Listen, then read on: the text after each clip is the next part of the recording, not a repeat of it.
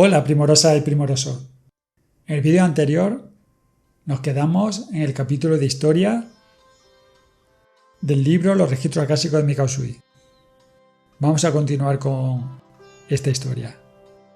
Son 15 paginitas que son un resumen bastante bueno de la historia del Reiki. Actualmente llevo 4 años investigando y próximamente lanzaré un libro nuevo entre 200 y 300 páginas de historia e investigación del Reiki. Pero bueno, eso ya es otro tema. Continuamos con este libro. ¡Empezamos! Bienvenidos al canal de Octavio Sensei, Reiki, registros acásicos y mucho más. Sanación. No puede explicar cómo sana. Solo coloca las manos donde ellas son atraídas y se deja traspasar por la luz. A veces siente que es necesaria alguna manipulación como un masaje o un golpeteo. Otras veces ni siquiera toca a la persona. Simplemente la mira y la bendice. Mikao Usui fue un trabajador incansable.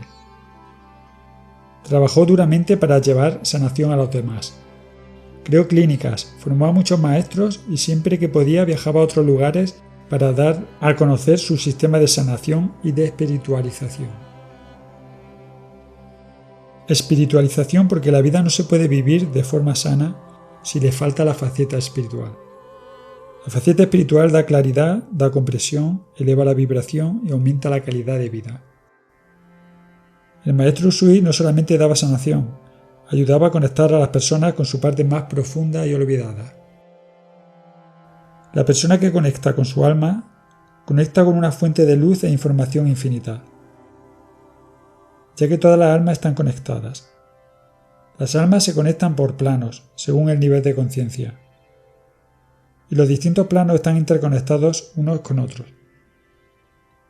Por lo que podemos vivir siempre a un mismo nivel o podemos tomar energía de planos elevados de conciencia para ir ayudando a elevarnos.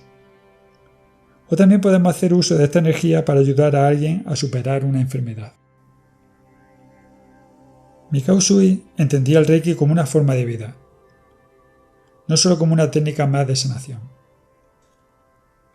Se sabe que abrió un centro de formación en Harajuku, Aoyama, Tokio, en abril de 1922, para enseñar y recibir este tipo de sanación, donde la gente era restablecida y liberada de cualquier tipo de mal que sufriese. Por esto alcanzó gran fama y prestigio y comenzó a visitarle gente de todo el país, incluso del extranjero.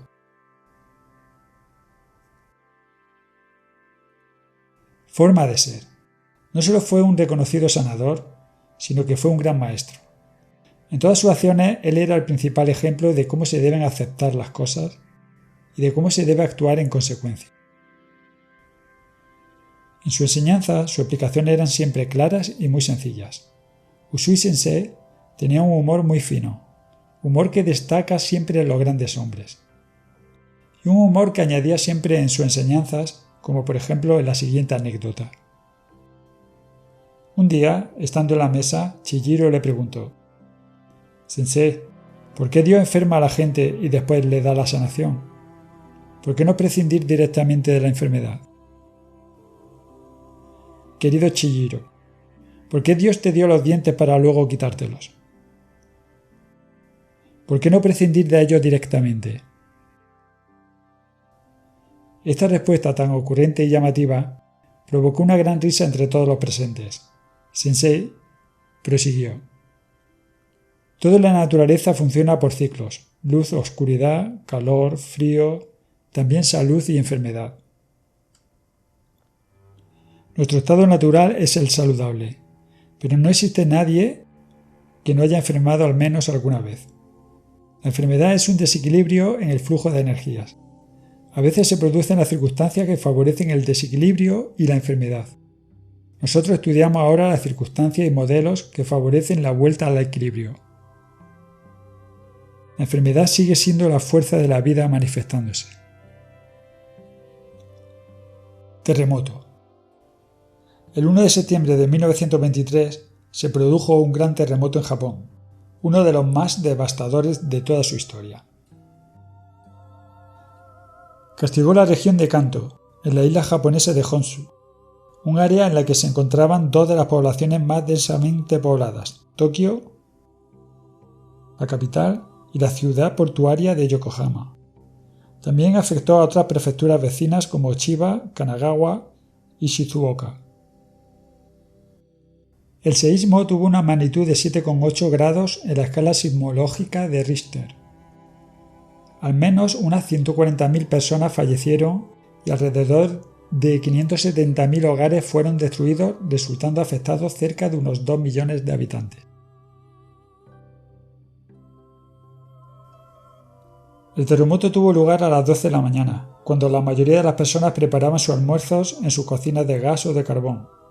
Fue una gran catástrofe. Las casas y edificios que no se derrumbaron al poco tiempo fueron pasto de las llamas por la multitud de incendios que se originaron a continuación. En esta devastación la gente moría o quedaba herida por aplastamiento o por las llamas. Y no solamente eso, sino que las personas que sobrevivieron enfermarían después por vivir en la calle en condiciones insalubres. Descomposición de cadáveres, suministro de agua turbios, falta de ropa y abrigo, falta de accesibilidad, escasez de servicios médicos y alimentos, etc. Por todas partes había ruinas y se oían los gritos y gemidos de dolor de los heridos. Mikao Usui, siendo un hombre de acción como era, y con la compasión integrada en su corazón por todos los seres que sufren, como no podría ser de otra manera, iba todos los días a la devastada Tokio junto con sus alumnos. El terremoto fue un golpe muy duro. Nos turnábamos para asistir de continuo a las víctimas que se contaban por miles. No solo dábamos cuidados médicos de urgencia, sino que también ofrecíamos alimentos, agua y apoyo moral. Estos grandes golpes abrían el corazón de muchos que asimismo abrían las puertas de sus casas a familias enteras.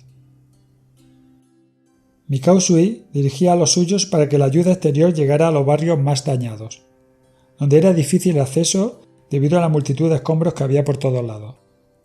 Usui-sensei solía decir: «Mi casa y mi dinero son para los que ahora ni tienen casa ni tienen dinero. Después Dios nos proveerá a todos», dando ejemplo de solidaridad, compasión y generosidad. Cuando sus alumnos le insistían para que se fuera a descansar, Sensei tenía 57 años en ese momento, él le solía decir siempre: «Mis manos están donde se sufre», y esbozando una sonrisa y encogiéndose de hombros continuaba: «Y donde estén mis manos, allí me tengo que quedar yo». Su actuación y buen hacer en aquella situación de emergencia salvó innumerables vidas. Casi 2 años más tarde, en febrero de 1925, se trasladó a un centro más grande en Nakano, a la afuera de Tokio. Los 5 principios. Mikao Usui pedía trabajar incansablemente los 5 principios. A través de los 5 principios, las personas son más conscientes de la mente reactiva y trabajan en el control de las emociones. Se dio cuenta de que una sesión de sanación sin el esfuerzo del paciente en querer cambiar su inercia, inevitablemente, por lógica, le llevaría una y otra vez a recaer. La sanación no es posible sin la participación activa del paciente. El Reiki puede ayudar a dar conciencia de la responsabilidad de cada uno con su propio cuerpo y alma. Los 5 principios son un pilar fundamental del Reiki, por lo que los desarrollaremos más adelante en la tercera parte de este libro. Últimos días. El maestro era habitualmente invitado a distintas localidades para dar charlas y formación. En uno de estos viajes, el 9 de marzo del 15º año de la era Taisho, es decir, de 1926, en Fukuyama enfermó y murió de improviso. Dejó varios centros abiertos, uno en Tokio y otros en otras provincias. Formó a 20 maestros y a más de 2.000 alumnos. Mikao Usui bajó de la montaña con un regalo en las manos que quería compartir con todo aquel buscador sincero. El maestro Usui, recuperador de esta terapia ancestral, tuvo el valor de reconocer la fuerza y, empujado por ella, embarcarse en un viaje que llega hasta nuestros días. Transformó su vida y comenzó a transformar la vida de los demás. Inició el trabajo de que en todas las manos fluya la energía Reiki y que en todos los corazones estén en paz y abiertos hacia los demás. Aún hoy nos queda mucho camino. Seguimos conectando a mucha gente a su verdadera naturaleza de luz, para que poco a poco vayan despertando a una realidad mucho más amplificada y puedan mejorar la calidad de vida de millones de personas que están hoy en día sufriendo. Actualmente el Reiki ha llegado a practicantes de casi todos los países del mundo. El paso del Reiki a Occidente. El paso del Reiki desde el Japón hasta Occidente se dio gracias fundamentalmente a dos personas, Chujiro Hayashi y Hawayo Takata. Chujiro Hayashi. Los alumnos militares del maestro Usui eran personas con inquietudes en el mundo de la medicina y del misticismo. Uno de ellos, el cual llegó a nivel de maestro, se llamaba Chujiro Hayashi. Era cirujano médico y oficial de la Marina en la reserva. Montó una clínica de Reiki en Shinjuku, Tokio. Esto favoreció la expansión del Reiki, ya que en aquellos tiempos el ejercer la sanación a través de terapias naturales tampoco estaba legislado y si no se era médico se podían producir tensiones y conflictos con la medicina oficial. A esta clínica iban personas de todas partes del Japón y con todo tipo de dolencias. Chujiro Hayashi adoptó un sistema místico mágico espiritual que Mikao Usui había desarrollado a lo largo de su vida y tocado cima precisamente en una montaña, en el monte Kurama, y lo transformó en un sistema de sanación natural gracias a su mente estructurada y científica, como era militar y médico. Se dedicó a ir sistematizando todos los conocimientos y técnicas y tomando nota de los diferentes tratamientos para las distintas dolencias. También ayudó a desarrollar los diferentes grados de formación. Hawayo Takata. Hawayo Takata, mujer hawaiana de padres japoneses, viaja en 1935 a Japón.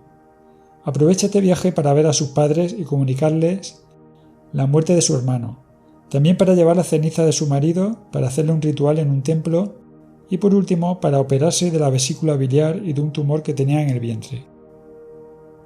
Al ser asmática, estuvo cerca de un mes ingresada para estabilizarse antes de la intervención quirúrgica. Ella cuenta en su biografía que casi en la mesa de operaciones escuchó esa vocecita a la que raramente hacemos caso que le decía que no se operase. Entonces tuvo la valentía de irse. Durante su estancia en el Hospital Quirúrgico de Tokio, escuchó rumores sobre la existencia de la clínica de Reiki del Dr. Hayashi. Y entonces ella se fue a probar esta otra alternativa. En la clínica de Hayashi, la señora Takata fue totalmente restablecida y sanada de todas sus enfermedades. Fue entonces cuando pidió de forma muy insistente que le permitieran realizar la formación. Al principio estuvieron reticentes, pues era muy preguntona. En esos tiempos no era lo apropiado, y además era extranjera. Pero al final cedieron y la señora Takata estuvo un año aprendiendo y practicando Reiki con el Dr. Hayashi. Una vez en Hawái, expandió el Reiki rápidamente. Fue una gran profesora y muy reconocida como sanadora. El mismo Hayashi fue invitado y visitó Hawái en algunas ocasiones. En 1938 la señora Takata consiguió la merecida maestría. El Reiki rápidamente se expandió por todos los Estados Unidos y desde allí al resto del planeta. A la señora Takata siempre se le reconocerá como la persona que introdujo el Reiki en Occidente. Leyenda urbana número 1. Mikao Usui como profesor de religión cristiana. Antes de entender esta leyenda debemos hacer un repaso sobre el entorno social y político de aquella época. El sistema Usui de sanación, un sistema estrictamente japonés, tuvo el comienzo de su expansión en Occidente en Hawái, Estados Unidos, a partir del año 1938, año en que la señora Hawayo Takata alcanzó el grado de maestría. En 1939 comienza la Segunda Guerra Mundial. Al principio Estados Unidos se consideraría neutral, aunque primeramente de tapadillo y posteriormente a través de una ley de préstamo y arriendo de material de guerra, comenzaría a hacer negocio proporcionando armas, vehículos, petróleo y otros suministros a Gran Bretaña. Y después, según se involucraba más en la guerra, a otros países aliados. Se entiende por ello que los alemanes hundieran algunos barcos de suministros americanos que abastecían Gran Bretaña. Por otra parte, los americanos también comenzarían a tener sus rifirrafes con los japoneses, pues no estaban de acuerdo con su alianza con Alemania ni con sus invasiones en China y en Indochina. Los Estados Unidos comenzarían a limitar e incluso a bloquear el envío de materias primas y petróleo a Japón. El 7 de diciembre de 1941, los japoneses atacan por sorpresa y sin que hubiera declaración de guerra previa Pearl Harbor, puerto de Hawái donde los americanos tenían concentrada su flota de guerra del Pacífico. Los japoneses conocían que los americanos eran los únicos que podrían vencerlos, y con este mazazo pretendían dejarlos inhabilitados en referencia a sus planes expansivos por el Extremo Oriente y el Océano Pacífico. Los americanos, a raíz de este ataque infame, desarrollarían un odio profundo al pueblo japonés. A partir del 8 de diciembre, Estados Unidos declara la guerra a Japón y entra de lleno en esta guerra mundial. A Hawayo Takata todo se le hacía cuesta arriba. Era una mujer de rasgos japoneses que quería enseñar un sistema japonés en Hawái, lugar donde los americanos fueron bombardeados, torpedeados y ametrallados a traición por los japoneses. Sabiendo la señora Takata que Mikao Usui poseía conocimiento de la religión cristiana, potenció y exageró este punto, tanto que nos viene en historia de que el maestro Usui era profesor de religión cristiana en una universidad japonesa. No es correcto, pero eso ayudó a que el Reiki fuera aceptado por un pueblo americano fundamentalmente cristiano. Personalmente no estoy para nada de acuerdo con la mentira, pero tengo que entender las circunstancias y estrategias de supervivencia de unos descendientes japoneses viviendo en suelo americano en medio de una gran guerra contra Japón. Y hasta aquí el capítulo sobre historia. Ya os digo que dentro de... va para largo. Tengo pendiente terminar el libro que estoy escribiendo sobre historia. Ya os digo que serán 200-300 folios en A4. Impresionante la cantidad de información con la que ya cuento. Y por supuesto la pasaré de mil amores cuanto antes. Y muchas gracias por cuidar de este canal de Reiki, por cuidar de este canal de registros acásicos. Fomentar la luz, buscar la luz y buscar lo que os llena y os hace crecer. Y no se te olvide compartir. Gracias, gracias, gracias.